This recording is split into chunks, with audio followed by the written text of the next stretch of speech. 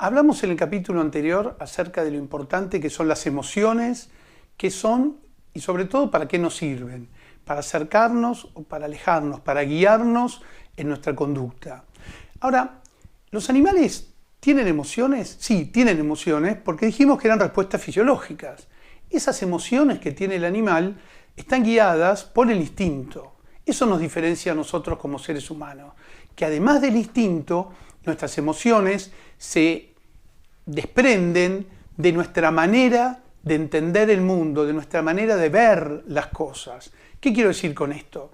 Que siempre estamos interpretando, estamos valorando nuestra relación con los demás, lo que hacemos, los estímulos a los que nos exponemos. Por ejemplo, estamos frente a alguien y nos cae bien o nos cae mal según nuestra propia subjetividad. O sea, no nos guiamos solamente por el instinto, nos guiamos por nuestros objetivos, por nuestros deseos, por nuestros sueños, también por nuestros temores. Entonces, el hombre es un interpretador. Vos interpretás y le das valor a cada uno de los estímulos. Algunas veces ni te das cuenta, porque hay estímulos que considerás irrelevantes y los dejás de lado, cosa que es muy importante. No podríamos interpretar y valorar todo. Ahora bien, hay otros estímulos que los consideramos relevantes y ahí los podemos valorar de diferente manera, como agradables, desagradables, lo podemos ver también como amenazantes o como desafiantes. Es decir, lo importante es que tenemos filtros. Esos filtros nos permiten y nos hacen ver el mundo de una cierta manera.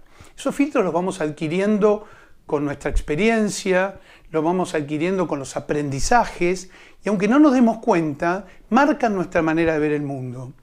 Eso nos sirve mucho, muchísimo, pero hay veces que quedamos presos de esos filtros. Entonces hay situaciones que nos causan temor o inseguridad o lo que fuere y que en realidad depende más de nuestros filtros que de lo que realmente ocurre. Por ejemplo, tengo un examen, lo puedo ver como amenazante porque creo que en el examen los profesores buscan molestar, hacer sentir mal al alumno. Eso es un filtro mental. No necesariamente es así. Eso tiene que ver conmigo o con vos mucho más que con el examen, por ejemplo, ¿sí? Entonces, la cuestión es encontrar esos filtros y poder ir desafiándolos. ¿Desde dónde estoy leyendo esto que estoy viviendo? ¿Lo puedo ver de otra manera? ¿Podría ser que esté equivocado? Bueno, es un ejercicio.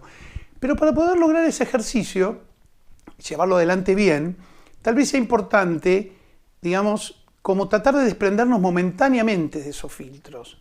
¿Y cómo lo hacemos? Bueno, ustedes vieron que los chicos en general dicen las cosas como piensan, son más espontáneos, son más libres. ¿Eso por qué? Porque tienen todavía muchos menos filtros. Bueno, nosotros tenemos que por algún momento lograr, por ejemplo, estar en silencio. El silencio es como que nos hace tener o recuperar una mirada más ingenua.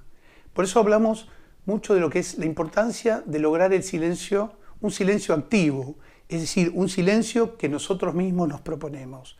Buscar ese silencio, tratar de poner la mente en blanco, de mirar a los demás simplemente mirándolos, sin proponernos nada en particular, salir de la automirada permanente en la que nosotros estamos, que nos genera ese ruido mental.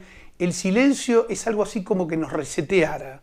Es algo así como que nos permite volver a un eje, tener una mirada más simple y a partir de ahí es más fácil poder entender las cosas de una manera distinta, cuestionarnos nuestra manera de ver las cosas.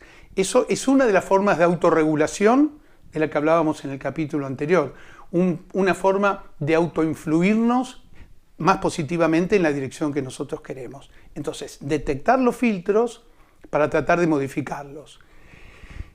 En el próximo capítulo vamos a ir a un punto ya bastante central, que es el estrés. Tema tan conocido, aunque a menudo no muy bien conocido. Y conocer el estrés nos va a servir también en este nuevo camino que estamos emprendiendo.